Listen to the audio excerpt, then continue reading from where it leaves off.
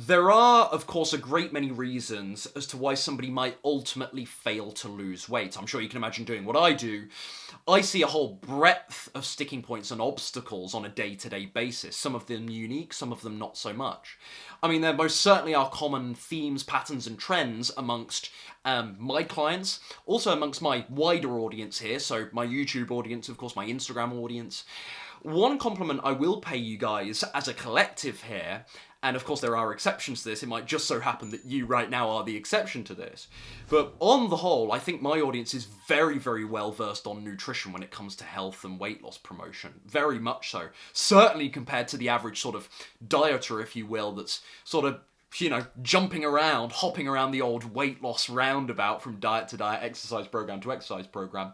I mean, this isn't to say that you guys are flawless and without criticism, but certainly from a knowledge perspective, I think, on the whole, my audience, blessed to have such a wonderful audience that really, really understands, you know, and some of these things might just be the basics, but the importance of fibre, the importance of calorie density, plant foods, the risks of having lots of animal products in your diet from a health and weight loss perspective. This is a scientifically minded audience that I have.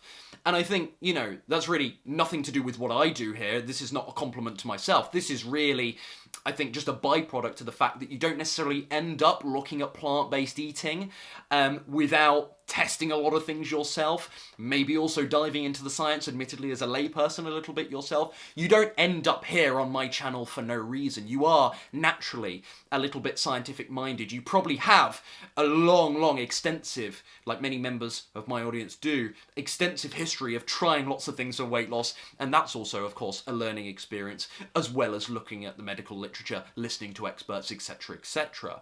So, long story short here, if there's such a high percentage of my audience, which I suggest there are, that know about what to eat for weight loss, why on earth aren't more of my audience, seeing greater success right now? And don't get me wrong, I do get some wonderful success stories and testimonials every single day, and that's not just my clients, but also you guys write to me and you say the most wonderful things that have happened in your life. Not because of my videos, but because of, you know, learning about this way of eating, whether it be from me or a series of other people too. And that's great to hear, I love that. But I'm very well aware that there are people that have followed my channel here for 3 years, 18 months, a year, haven't lost a single pound, or perhaps they have lost a single pound, but then they've rebounded up the scales and it's been an absolute nightmare. Perhaps I'm talking to you right now. I can't help but wonder, okay, this person knows what to do, with the most important factor, which is, of course, nutrition for weight loss. Why isn't this working for them? Why isn't there at least some progress or some semblance of a breakthrough here? Lots of things come to mind. One huge thing that I notice a lot of my audience doing, and I'm sure this is happening elsewhere as well, but I think a lot of you right now, frankly, you get your head turned very, very easily. And it might not be that you leave this whole foods plant-based way of eating to try keto, although I know there are much smaller sections of my audience that absolutely do that. It might just be that you jump from one sort of sub-diet under the wider plant-based umbrella to another. And you think, well, I've got to have low-fat, then I've got to have high-fat, because you see one YouTube video, or because you hear one, I suppose, testimony of someone who's done really well eating lots of nuts and seeds. So you think, oh, maybe I need to have more fat, lower protein, higher protein. What about juicing? Okay, more or less fruit, you know, more starch. Oh, I've got to do the starch to veggie plate now. I've got to mess with this. I've got to mess with this. We haven't even talked about exercise here. Nutrition is a great example. And it's this sort of, as I sort of said earlier, I think, alluded to earlier, it's this sort of diet hopping that so many of my audience really, really suffer with.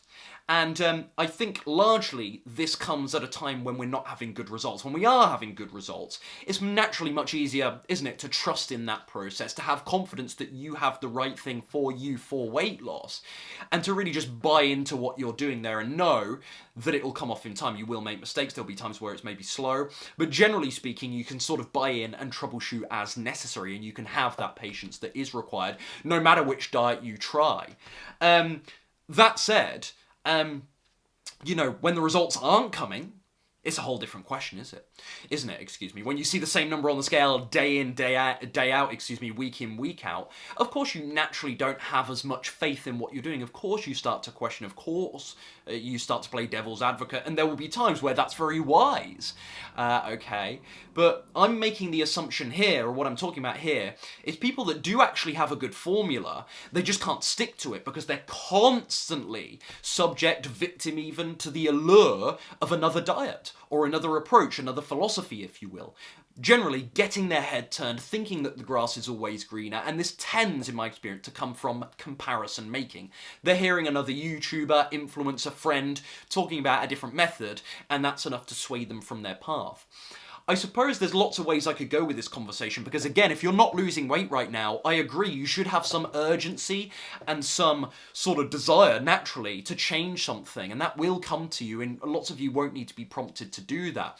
There are lots of you who are doing things wrong right now, and I can help you with that, and so therefore we can objectively say, well, that urgency and that desire to maybe look around and try something new, that is a good thing. But as I say, the assumption here is that lots of you already actually know what to do. You already, even when you do get your head turned, know that it's wrong to get your head turned because you've done it before and you've seen that it doesn't work, and you know that actually you do have the formula. So what I have to say to those sorts of people is resilience is so key with weight loss. Buying in and trusting the process. And yes, you do have to fix things. This isn't me saying accept bad results. I want to make that perfectly clear. But there is a degree to which you do just have to buy in and trust this process and know that it will work because you've seen the template for others. Maybe you've even seen your own progress at times, but then you've since rebounded as you've gone off track. But that's it. Don't get your head turned, I suppose, is my message. Or maybe more appropriately, don't easily get your head turned, because as I say, there are exceptions to this. There are times where getting your head turned can objectively be a very good thing. But don't let it easily happen. And this is, what did I say to a client recently? I can't remember.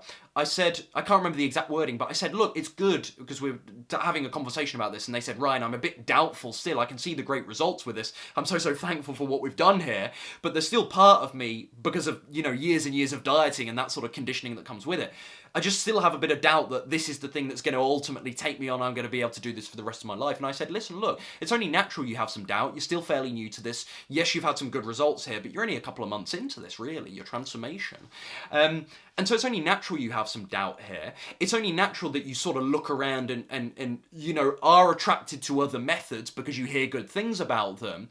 But what I say to you is be open-minded, but act very, very slowly. Allow your mind to consider other ideas, other arguments, other philosophies, other protocols, other approaches to weight loss, but don't let your actions be swayed as quickly. Does that make sense? So explore ideas, but don't let those ideas and sort of affect your actions too quickly. Make it a much longer period of time before you actually act on an idea that sounds good to you. Does that make sense? Because that way you can sort of override, or maybe a better word is delay, that sort of emotional reaction, which is scale's not moving, something's wrong, or actually the scale is moving nicely, but somebody over here who's doing keto told me that it might be able to move faster, or I got the impression it could move faster, and so, yeah, you then get your head turned. But when you are much slower in actually changing your actions, you still hear the idea, you still listen to it, but you sit on it for a while longer, you can let that sort of emotional spike happen. You can rather let that emotional come down happen. Be in a place where you're a little more stoic and calm and less reactive because you had a bad weigh-in or because you heard, a YouTuber talk about something in another method in a positive manner. And that way you can just sort of sit it out a bit longer. So yes, be open-minded, explore, have that doubt. It's only natural and it can really serve you well, but don't let your actions follow suit so quickly. Don't yet let your actions be as reactive as your mind. Make sense? And that's the big lesson for you. Resilience, don't let yourself get your head turned if you know that your formula is a good one. Trust this process, stay the path, and the good results will come. Yes, you might have to do some troubleshooting. Again, I'm not telling you if your results aren't adequate right now to just be patient, because it won't magically happen for you. You do have to change something, but you might be a lot closer than you think. And if you constantly get your head turned, you can't do correct and appropriate troubleshooting anyway. A lot of people think they need a big leap to break through with weight weight loss, there's likely, if you're in my audience right now, it's likely that you're already very close. You just need a bit of tweaking. By the way, I wouldn't be saying this to the average dieter. This is very specific to my audience. You guys, a lot of you, really clued up on nutrition. You're just not doing it long enough to see good results on the whole. So trust this process, stay the path, and it will come together for you. Keep the faith, and it's not just faith. Faith makes it sound like it's hope. This is belief. This is belief that this will work because it has, because you have the science on your side, and also belief in yourself that even if it isn't working or it's going slowly, you will be resourceful enough to work out how to fix it and speed things up and get better results in time and have that progression. See you soon.